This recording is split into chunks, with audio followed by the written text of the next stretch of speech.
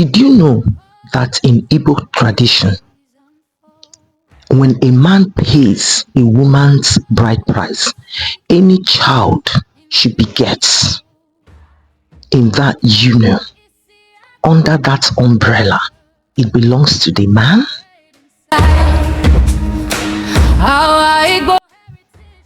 You're welcome back to this series, Igbo Tradition, My Heritage, where we'll be exploring some Igbo traditions and customs.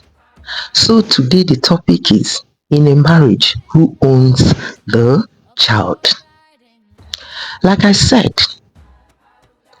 when a man pays a woman's bride price, any child that woman begets in that union, under that bond, belongs to the man. It is believed in Igbo tradition that when a man pays a woman's bride price, it means that the man has paid for the womb of that woman, and any child that woman begets belongs to the man, whether is the man that impregnated her or not. Yes, that is Igbo tradition. So, when a woman decides to leave her marriage without her family returning back the bride price that was paid on her head, and she takes in for another man and has that child, automatically that child belongs to the former husband, because that bride price is seen as a receipt that a man that paid it has, is a seal over that bond. And marriage in Igbo tradition is not just about union of only two people. It's a union of two people and both families and spiritual ancestors, because the woman is to have children that will continue the lineage of that Obi. So that's why it is considered as as the man has paid for the womb, and any child that comes out from that womb belongs to that lineage.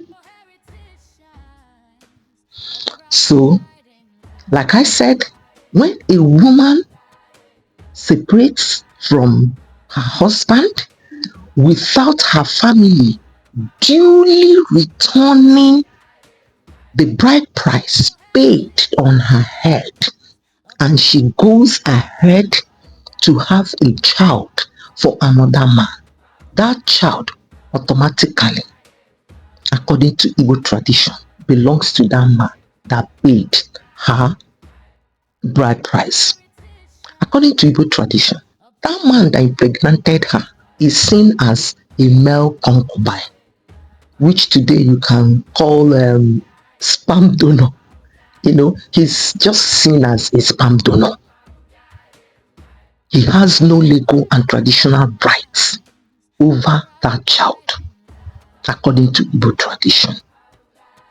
So that's why any family that understands this, when their daughter says she does not want to continue with a marriage where her bride price was paid, the family will do everything within their power to return back the bride price.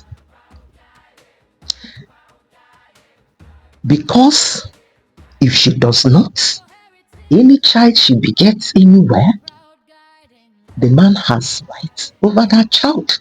It belongs to the lineage of that man. Like this story, there's this guy, the mother left her former marriage and brought him and the siblings to her father's house. They grew up in their father's house and everything. But each time, the kinsmen will be reminding the guy, you don't belong here. Your place is in your father's house. Tell your mother to take you back to your father's house. Yes, he won't want there. He won't want wine, but your full rights is in your father's house. That's how the guy now got fed up and pressurized the mother, who later on took him back to his father's house. Another story of a guy too, the mother brought back to her father's house. He grew up there and became successful. He wanted to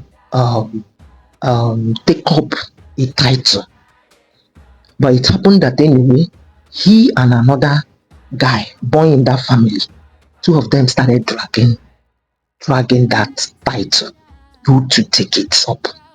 And Omona reminded him that your place where you have full rights to any title, inheritance, even to your Omona, is in your father's house. That your mother brought you back here. And the bride price, your mother brought you back from the her former marriage.